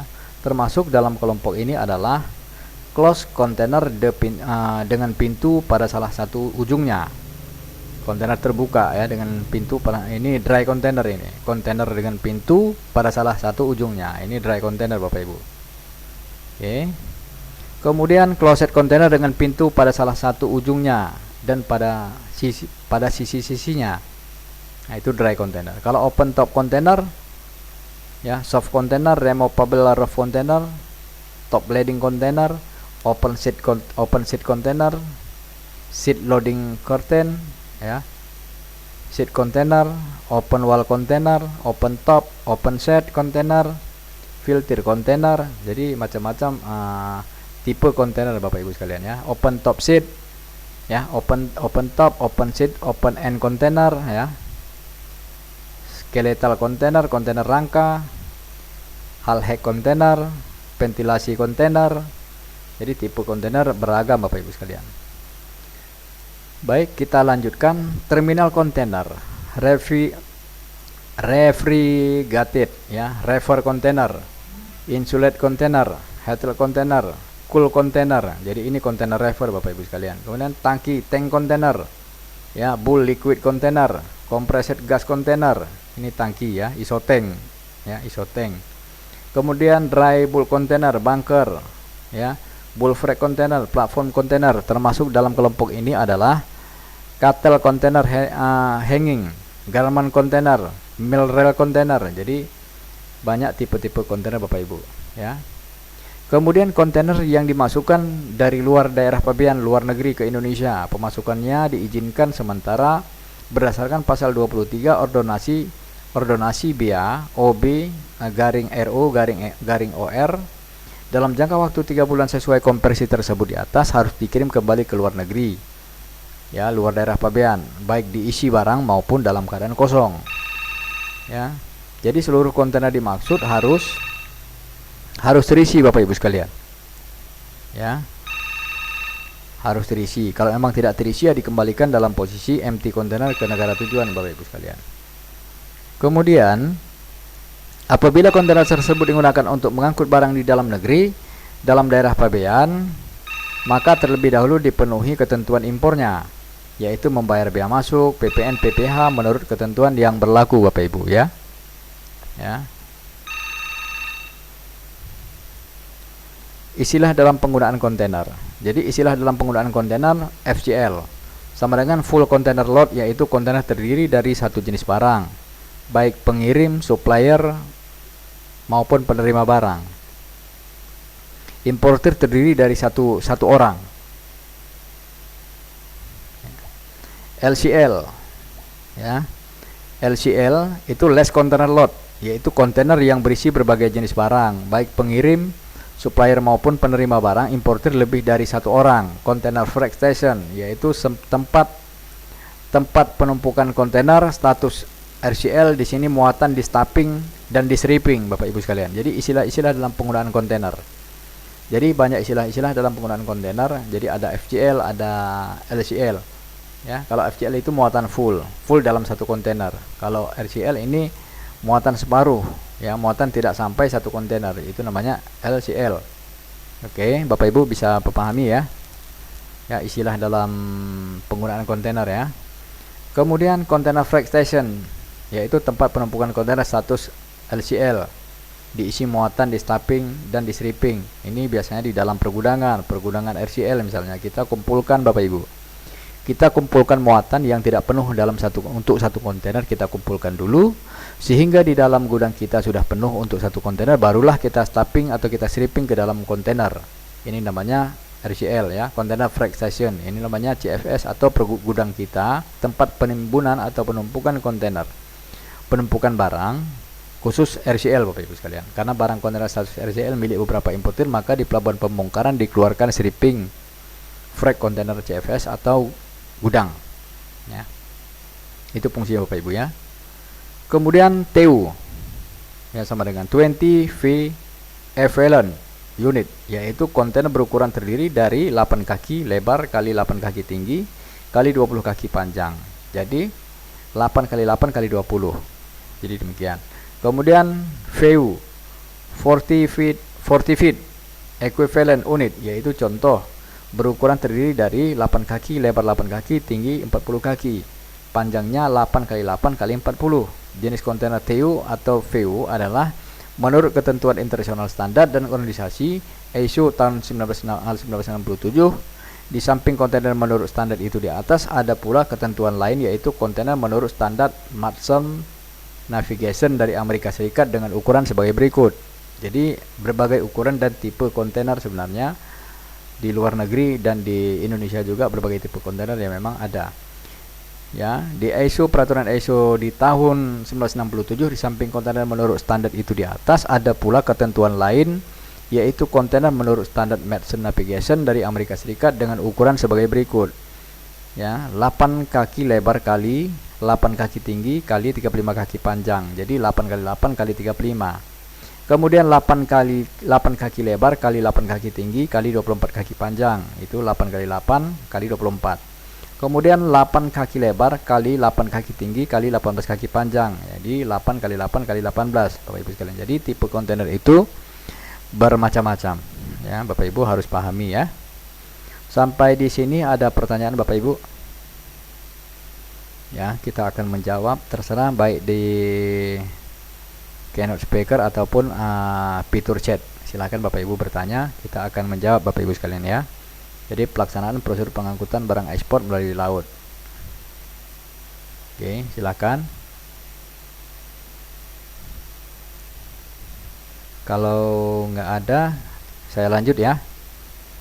Oke, stripping atau unstrapping. Apa itu stripping atau unstrapping? Itu istilah untuk pengeluaran barang dari dalam kontainer, misalnya pemeriksaan oleh bea cukai. Ya, bea dan cukai ya. Jadi stripping, unstrapping. Jadi setelah dikeluarkan, dimasukkan kembali. Kemudian strapping, yaitu pengisian, memasukkan barang ke dalam kontainer. Ini istilah strapping. Jadi roll on roll of RoRo. Ini apa? Ini kapal, yaitu kontainer yang beroda sehingga memudahkan pemuatan dan pembongkaran dengan cara didorong atau ditarik, bahkan ada yang dilengkapi dengan mesin penggerak. Jadi roll of RoRo ya. Roll on roll ya. Oke. Kita lanjut ya. Lecter aboard ship. Jadi les ya. Las. Sama dengan yaitu kontainer yang berbentuk tongkang barges dengan atau tanpa mesin penggerak. Ya, itu. Jadi banyak istilah-istilah untuk kontainer ya, Bapak Ibu ya. Kemudian prosedur pabaian terhadap barang dalam kontainer. Jadi di mana prosedur ini pun harus memang benar-benar kita pahami sehingga kita bisa mampu melakukan pengurusan dokumen ekspor impor, mulai dari proses penyiapan barang ya, proses penyiapan ruang kapal ya, permintaan ruang kapal, sampai proses pengiriman barang ya. Jadi tahapan-tahapan ini yang memang harus kita pahami Bapak Ibu ya. Prosedur pabaian terhadap barang dalam kontainer untuk ekspor. Jadi untuk ekspor, kontainer yang semula didatangkan dari luar negeri, baik dalam keadaan berisi maupun kosong, dapat digunakan untuk pengiriman barang ekspor selanjutnya. Ya, barang yang akan diekspor harus dimasukkan ke dalam kontainer di pelabuhan setelah selesai dilakukan pemeriksaan oleh bea dan cukai. Jadi ada prosedur dokumentasi yang memang harus diselesaikan. Ya, yang harus kita selesaikan sebagai eksportir, misalnya penyampaian pemberitahuan ekspor barang lewat PDI ya, lewat PDI ya, penyampaian data elektronik yang disiapkan oleh Direktorat Bea dan Cukai untuk kita sebagai pengguna jasa atau eksportir dalam hal melakukan pemberitahuan ekspor barang maupun pemberitahuan impor barang. Jadi prosedur ini harus kita pahami dulu, sistemnya seperti apa, tata caranya seperti apa. Untuk materi berikutnya nanti kita akan menjelaskan sistem tata cara penyampaian pemberitahuan ekspor barang, Bapak Ibu ya. Oke, kita lanjut. Atas persetujuan Kepala Bea dan Cukai dengan pengawasan seperlunya, maka barang yang akan diekspor dapat diperiksa dan diisi ke dalam kontainer di tempat di gudang pemilik barang. Dalam hal ini, setelah selesai diperiksa dan kepadatan cocok, maka dimasukkan ke dalam kontainer pemeriksaan atas barang-barang tersebut. D. Pada waktu kontainer tiba di pelabuhan tidak dilakukan pemeriksaan lagi kecuali materai segel ternyata rusak atau cacat. Jadi fungsi pemeriksaan dilakukan bea cukai. Jadi kita harus tahu di mana tahapan pemeriksaan yang dilakukan oleh pihak bea cukai terhadap kegiatan barang ekspor kita. Oke, kita lanjut. Pada waktu kontainer tiba di pelabuhan tidak dilakukan pemeriksaan lagi kecuali ya materai segel ternyata rusak atau cacat. Oke, penyelesaian administrasi kontainer. Kontainer yang didatangkan dari luar negeri, pemasukannya diizinkan sementara berdasarkan pasal 23 OB garing OR garing RO. Hingga kini belum ada peraturan lain yang mengatur tentang kontainer tersebut. Pemasukannya tidak diperlukan pembuatan PIB kecuali apabila dimasukkan untuk pengangkutan barang antar pulau, maka untuk itu penyelesaiannya dengan menggunakan PIB. Ya. Jadi kontainer yang datang dari luar negeri itu pemasukannya diizinkan masuk. Jadi tidak perlu membuat PIB, tidak perlu menyampaikan PIB kepada Direktorat Bea dan Cukai karena itu empty container. Ya Bapak Ibu ya. Karena itu kontainer kosong Bapak Ibu sekalian. Jadi tidak perlu menyampaikan PIB, penyelesaiannya menggunakan PIB ya. Oke, lanjut. Penyelesaian administrasi kontainer yang dimasukkan untuk sementara diganti dengan membuat formulir model X dan model Y dengan penjelasan sebagai berikut. Model X, perusahaan pelayaran atau pihak lain yang mendatangkan kontainer dari luar negeri diwajibkan melaporkan pada Bea dan Cukai dengan membuat formulir model X. Jadi bukan PIB Bapak Ibu ya. Model Y, sementara model Y, kontainer yang semula didatangkan dari luar negeri kemudian dikirim kembali baik dalam keadaan berisi maupun dalam keadaan kosong diwajibkan melaporkan kepada Bea dan Cukai dengan membuat formulir model Y. Ini khusus untuk ya kontainer ini ya, kontainer yang semula didatangkan dari luar negeri kemudian dikirim kembali baik dalam keadaan berisi maupun dalam keadaan kosong diwajibkan melaporkan kepada Bea Cukai. Jadi ini harus buat PIB Bapak Ibu ya, model Y ini harus buat PIB kalau emang muatan itu berisi. Ya, kalau ada muatan itu berisi ya namanya muatan kan harus dibuat pemberitahuan impor barang. Kecuali kosong Bapak Ibu sekalian, kecuali memang dari sana ada muatan waktu dibawa sini terus memang muatan itu nggak terpisah terus dibawa kembali ya mungkin ya ini harus melaporkan model Y ya Bapak Ibu. Oke. Mother vessel, last vessel adalah kapal dengan konstruksi untuk keperluan mengangkut las dapat dikatakan sebagai kapal induk untuk memuat tongkang-tongkang yang dilengkapi dengan derek khusus yang bergerak dari bagian depan ke belakang kapal atau sebaliknya untuk membongkar, menurunkan atau memuat las. Ya. Memuat las. Oke. Alat-alat bongkar muat kontainer. Jadi seperti yang pernah kita uraikan, alat-alat untuk membongkar kontainer. Jadi ada kren kontainer, kue kren untuk keperluan bongkar muat kontainer dari dan ke kapal ya, kue kren. Kemudian forklift angkat beban dari samping seat container loader atau top loader ya. Ini untuk mengangkat kontainer, forklift top loader. Kemudian forklift angkat beban dari atas, top container loader ya. Kemudian transtainer, alat yang digunakan untuk menstacking kontainer, menumpuk kontainer di lapangan penumpukan Bapak Ibu.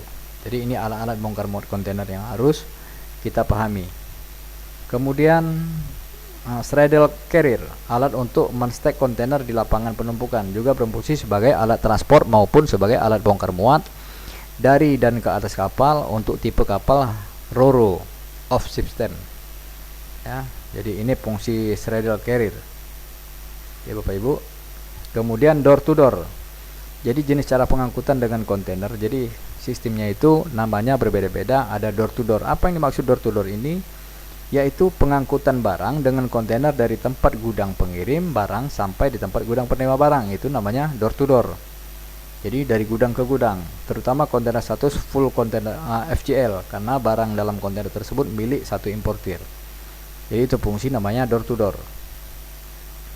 Kemudian ada pengertian CY to CY, yaitu pengangkutan barang dengan kontainer dari kontainer yard tempat penumpukan tempat penumpukan kontainer barang sampai di pelabuhan. Jadi tidak sampai ke gudang penerima atau ke gudang importir. Karena kondisinya dia yang diterapkan adalah CY-CY. Pemuatan di tempat supplier sampai dengan di kontainer yard di pelabuhan bongkar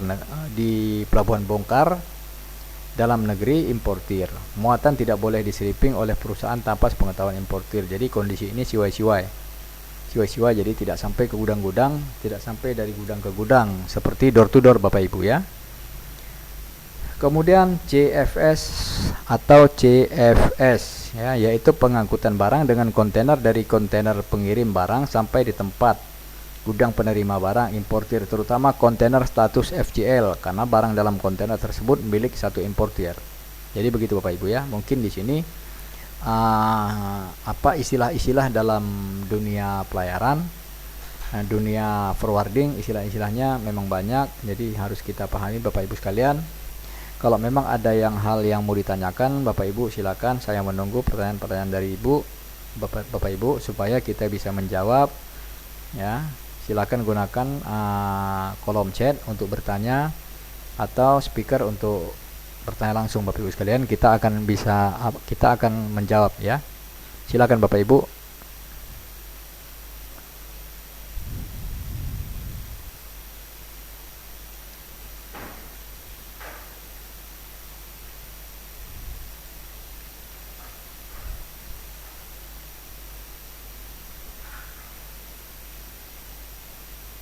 Oke, Pak Nasrul ya, pertanyaannya kalau pot to pot itu seperti apa ya Pak? Oke, baik. Jadi istilah pot to pot gitu Pak Sarul, bahwa pot to pot itu dari pelabuhan ke pelabuhan, dari pelabuhan ke pelabuhan, dari pelabuhan satu ke pelabuhan yang lain, bahwa tidak sampai dari gudang, bukan dari gudang ke gudang. Kalau dari gudang, pengirim dari gudang ke gudang itu namanya CY-CY.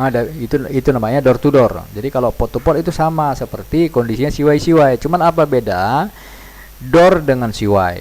Nah, ini pertanyaan. Apa beda door dengan CY? Kalau CY itu OPT OPP-nya sudah kita selesaikan di pelabuhan asal sampai pelabuhan tujuan. Sementara kalau posisinya masih door to door, biaya OPT OPP-nya itu belum selesai. Jadi waktu kita mau ngambil barang, mau ngambil muatan itu haruslah kita bayar dulu biaya OPP-nya, biaya OPP OPT-nya di pelabuhan tersebut. Di pelabuhan tujuan barulah boleh barang itu kita tarik keluar. Jadi fungsi door to door dengan CY-CY itu memang bedanya sedikit saja Bapak Ibu ya. Kira-kira paham ya Pak ya? Oke. Masih ada lagi? Kalau nggak ada lagi, kita akan tutup. Untuk besok kita lanjutkan dengan materi selanjutnya Bapak Ibu ya, materi 4. Oke, saya kira untuk hari ini Bapak Ibu saya cukupkan dulu ya. Terima kasih atas atensi Bapak Ibu yang sudah mengikuti ya kursus ekspor impor level 1 untuk materi melaksanakan prosedur pengangkutan barang ekspor melalui laut. Oke, materi 3 saya ucapkan terima kasih. Salam sehat. Assalamualaikum warahmatullahi wabarakatuh.